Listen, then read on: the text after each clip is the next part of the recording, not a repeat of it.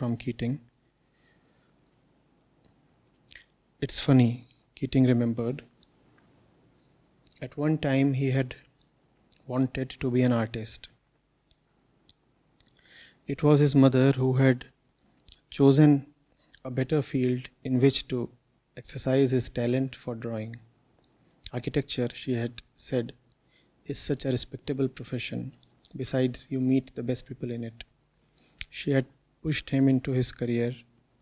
He had never known when or how.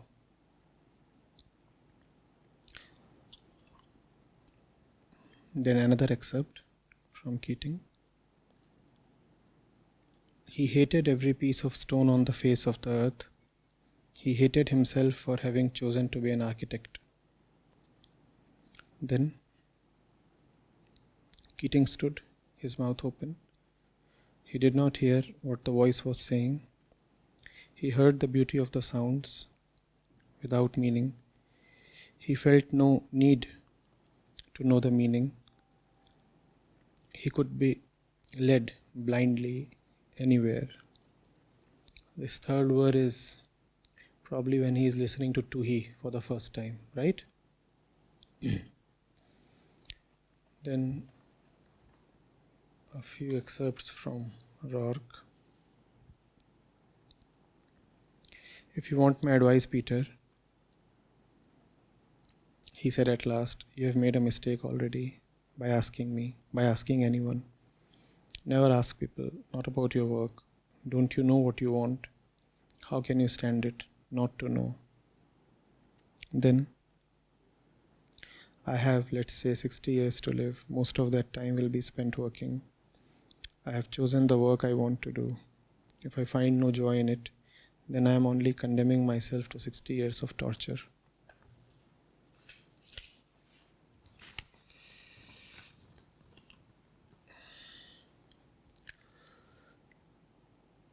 And then, you want to know why I am doing it?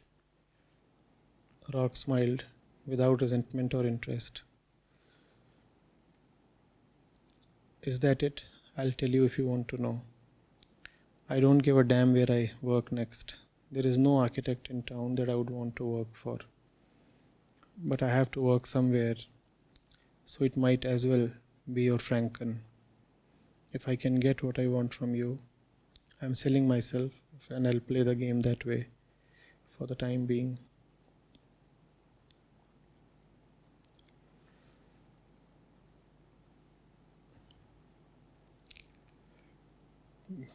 And then, hey, these people were enjoying a day of their existence. They were shrieking to the sky, their release from work and the burdens of the days behind them.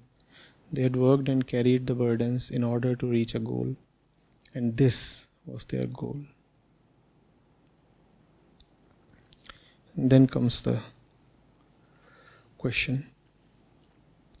Acharya, I am particularly confused on what I want to do with my life and feel like eating with what I am doing right now in my career. On the other hand, the character of Howard Roark is always sure and never displays any signs of doubt. How is Howard so sure? Is this because he is devoid of any physical conditioning? How would I ever know my calling? By trusting my instincts, ideals, or gut, using this one for the lack of a better word. Just like how Howard Roark was doing. As I have understood that 90% is physical conditioning, 10% is social conditioning. Fighting that 90% on priority and to stop complaining about the society is the way to go. I'm still exploring what constitutes that 90% within me and would like to accelerate my work through it. In doing this, will I be reaching any closer to my purpose or calling? Please guide.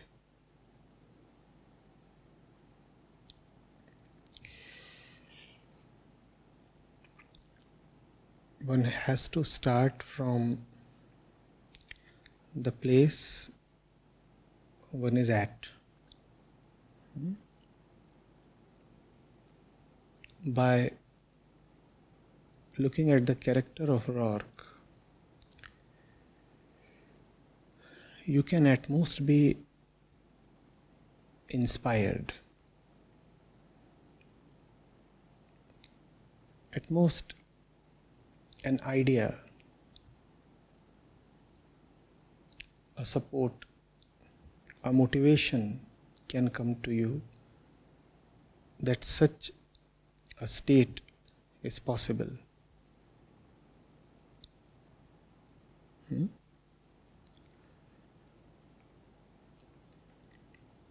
But even if you know how the character of Roark is behaving, you still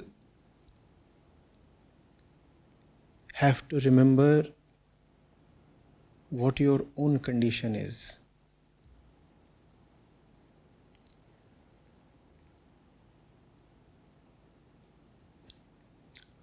Roark has been conceptualized as someone who has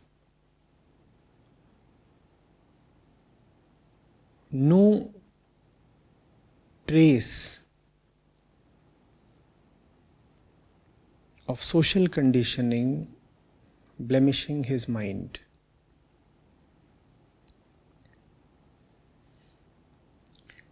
He has been displayed as a perfect example of someone whose mind is absolutely free of the influences of society.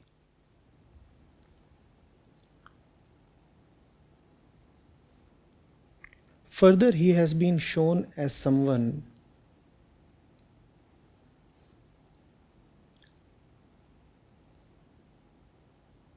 who does not feel much of attraction or attachment or aversion,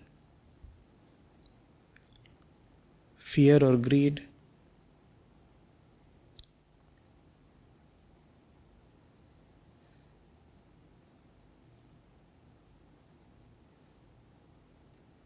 He does not experience any emotional ups and downs, at least not any significant ones. So not only is he free from social influences, he is also free of his own internal physical tendencies.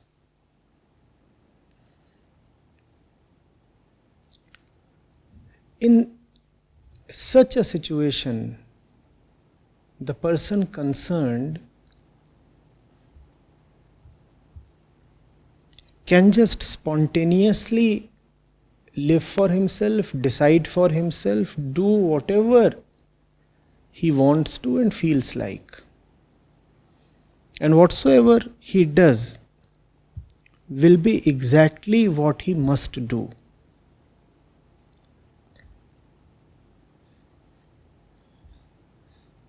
His instincts have now been purified. His thoughts, his being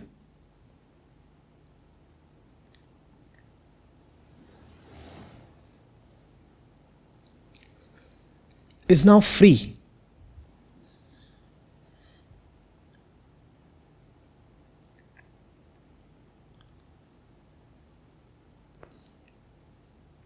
So he doesn't have to think much. He doesn't have to go through the laborious process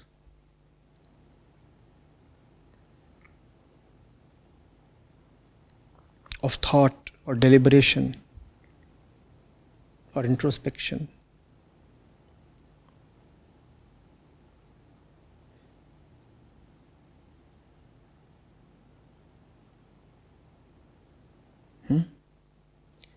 But if you say that you want to trust your instincts, ideals, or gut feel, then what is it that you would actually be trusting? Where would your instincts be coming from? Old conditioning. Where would your feelings be coming from? Where would your ideals be coming from? And if you trust them, just as Roark does, then you will be in for more difficulties. So you have to see where you stand. And where you stand, you already have a lot of thoughts, ideals.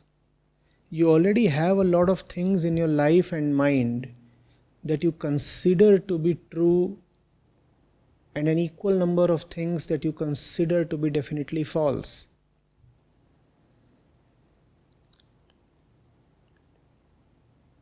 We don't live suspended in a vacuum, do we? In our own eyes, we all have a solid floor beneath our feet.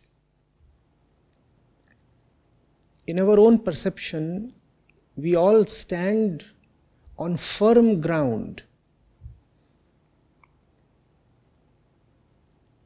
What does that ground comprise of? Our beliefs, which we do not call as beliefs. Our perceptions, which we do not call as perceptions. The influences that we have gathered, which we do not call as influences. All the illusions that we nurture, that we do not call as illusions. What do we call them as? We call them as truth.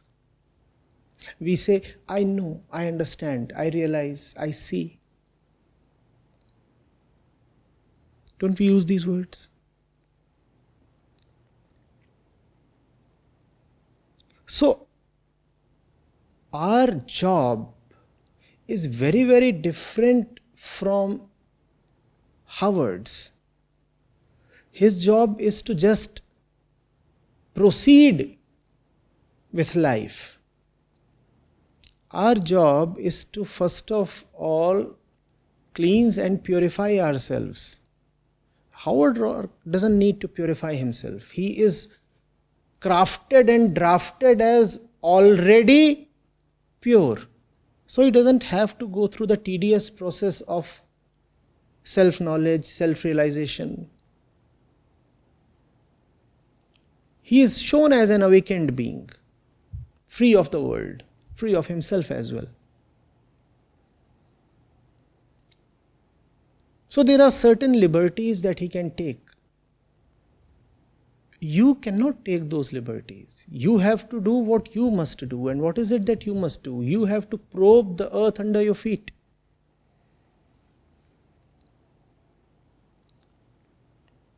Roark is sure of a few things. Aren't you too sure of a few things? So the sureness is there on both sides. The only difference is what Roark is sure of is something worthwhile. What most of us are sure of is just illusory. A great illusion, yet being treated by us as a great, reliable, permanent truth. His job is to construct. He's an architect. He will raise buildings. Our job is to deconstruct. We must demolish buildings.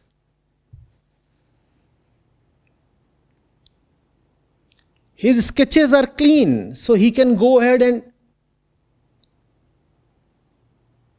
raise those plans. Right? Our sketches are all botched up. So what do? Proceed with them? Or first of all, clean them up?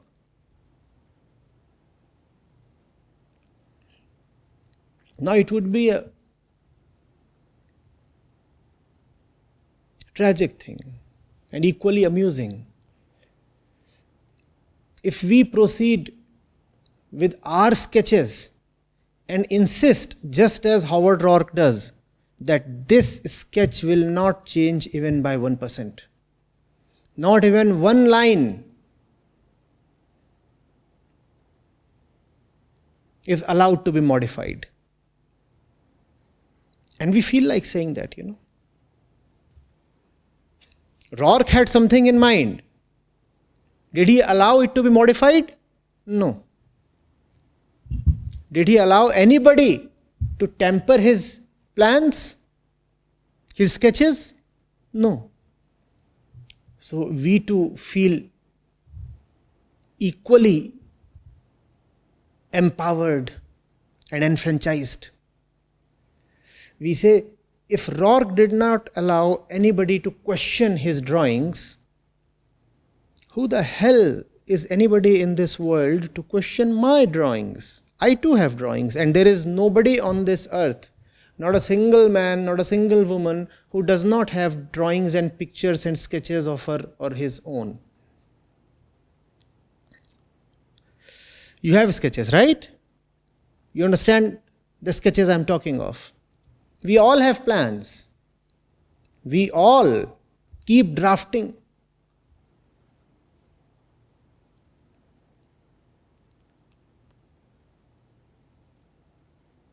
What is our job? I repeat, Roark's job is to go ahead and execute his plan. Our job is to contain our tendency to execute our plan. It has to be a totally opposite thing. Roark must not stop. He must not allow anything to stop him. The sketch is ready, the drawing is there. He must now look for a client and a contractor and get the building raised. But if, God forbid, a building is raised as per our plans, what will happen to the building and what will happen to the occupants? I don't think you would want to live in a building made as per your plans.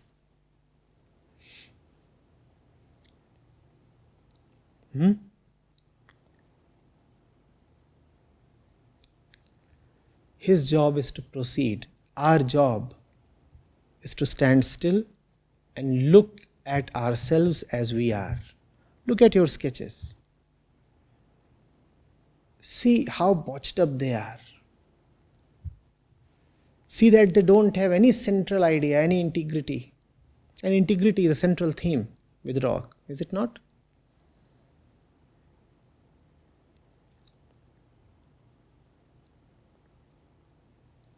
See that there is such a terrible miscomprehension.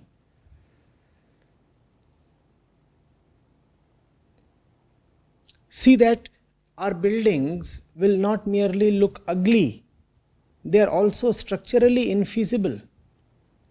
But we still love our plans because they are our plans. After all, I thought of this. After all, this is my idea. After all, this is my understanding. After all, this is the conclusion I have reached.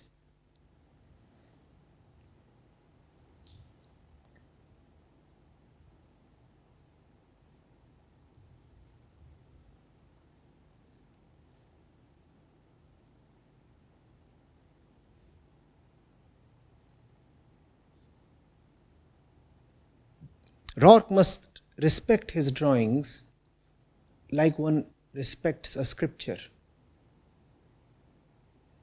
In the office of Henry Cameron, there was no photograph, no decoration, save one plan of a building that had never been raised, right? So when a Henry Cameron has a plan, what is a plan? It's a mental output. It's an expression of your mind. When a Henry Cameron expresses himself, the expression is worthy of worship. When Cameron retired and sent Roark to his office to fetch his stuff, he said, burn everything. Burn everything that you find in that office, save that one drawing. Bring that drawing to me. That drawing is my book of worship. When a clean mind expresses itself, that expression is worthy of worship.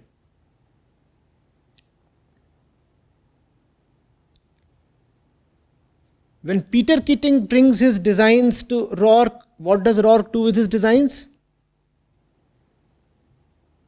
He just slashes everything that he finds there. He says, remove this, wrong, wrong, wrong, wrong, wrong. That's what we need to do with our designs. You understand designs? Designs mean intentions, desires. What are designs?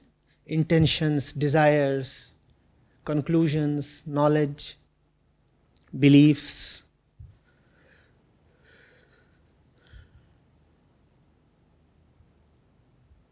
If you clearly see that you identify more with Keating's than with Roark's,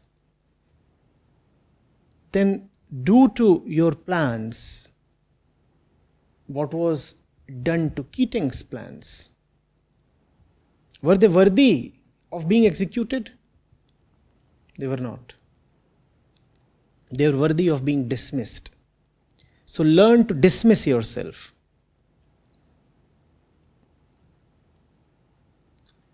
Learn to slay your confidence.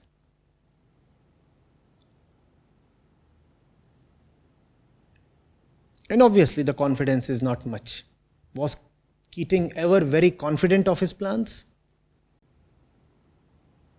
He would look at what he has drawn and feel like vomiting on it. That's the story of our life. We too are never certain of ourselves. But that's a very curious thing with human beings. In spite of being deeply uncertain about themselves, yet they manage to carry on with life in a most confident way.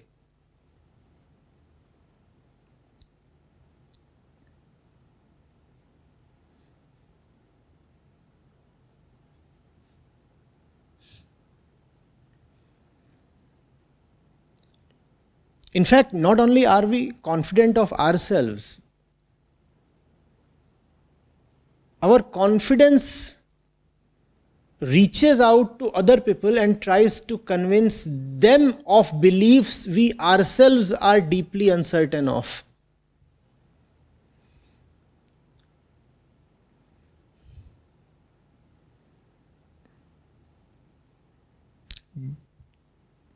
Demolish, that's your job. Let him raise. You must demolish.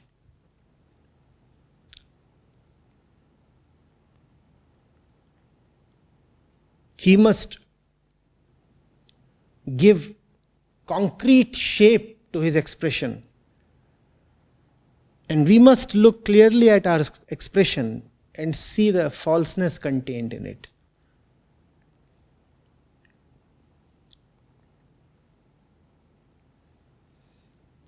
Are you getting it? Then you have asked about calling. What is the right work to be done?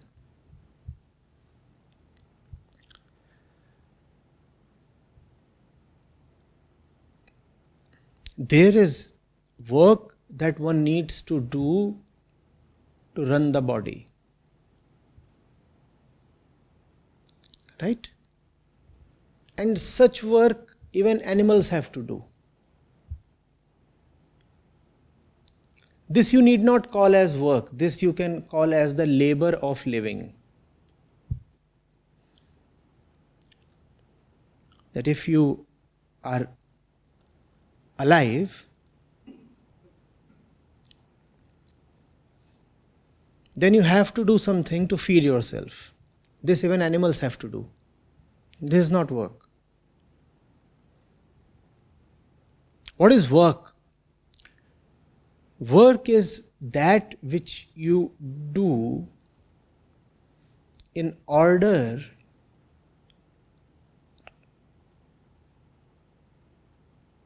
to satisfy what you may call as your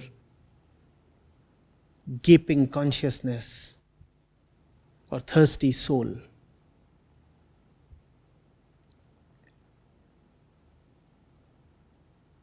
That is what defines work.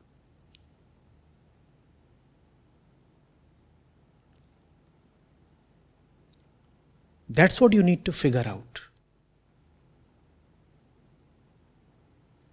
Keeping this strict criteria in mind.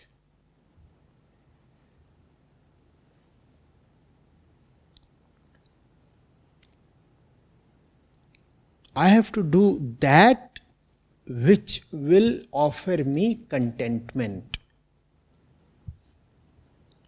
And obviously, this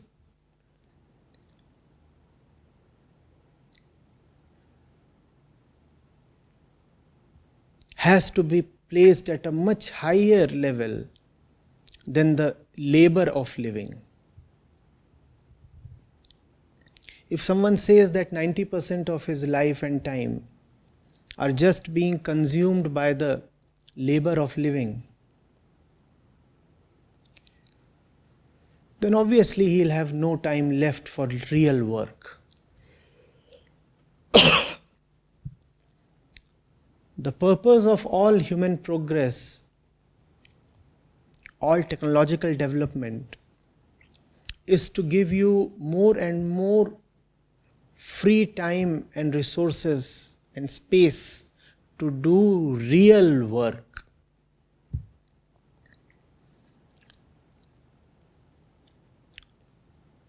Labor you do in order to satisfy the body. Work is that which you do to satisfy your consciousness.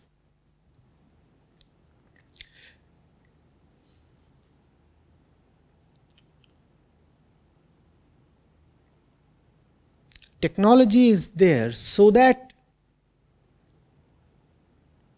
you have to do minimum amount of labor.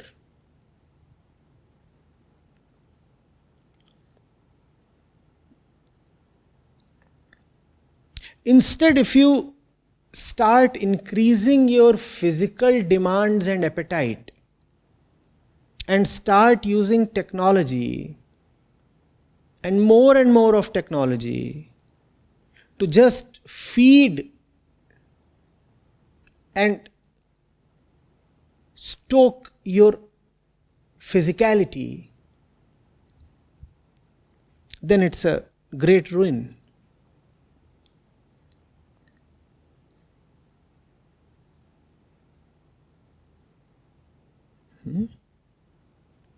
The trick is to satisfy the physical with the least amount of labor,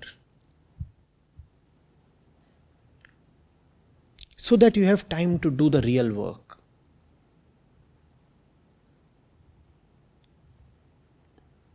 So that you have resources to do the real work. Labor is a nuisance. Labor is like a tax you have to pay for living. Work is the delight of life. You understand the difference between these two? Most people do not know any work, they only know labor. Because they work only for the sake of the body. If you work for the sake of body, it is called labor. And when I say body, that includes all the physical tendencies. It's the physical tendencies that want you to consume more and more. If you work for the sake of consumption, then you are just laboring. You belong to the category of animals, and you are far worse than animals, because animals labor far less than many human beings do. Look at all those who are working for the sake of their ambitions. And ambitions rarely correspond to consciousness. They correspond more to consumption. If I'll have more, I'll be able to consume more. That's what ambition says. So they are laboring, and they are laboring harder than animals do.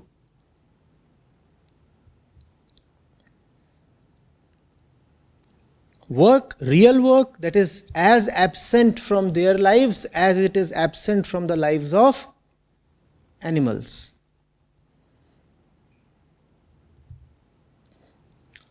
So even the most hard-working person, even the fellow who has reached great places in society with massive achievements, might just be laboring like animals. In fact, that is what happens most of the times in most of these cases.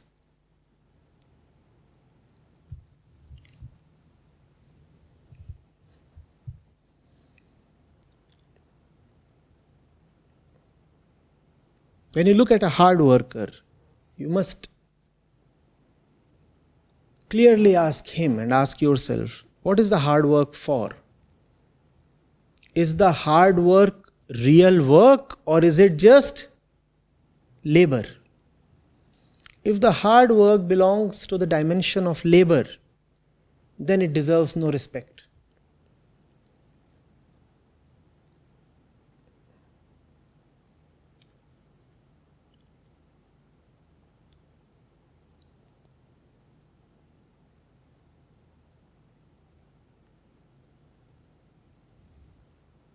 Getting it?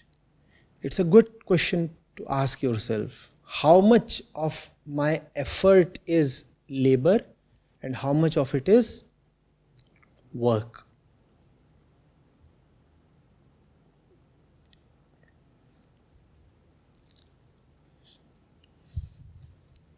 If the intention is right, then one can convert labor into work, and if the intention is misplaced, then even a great opportunity for work can be degraded into mere labor.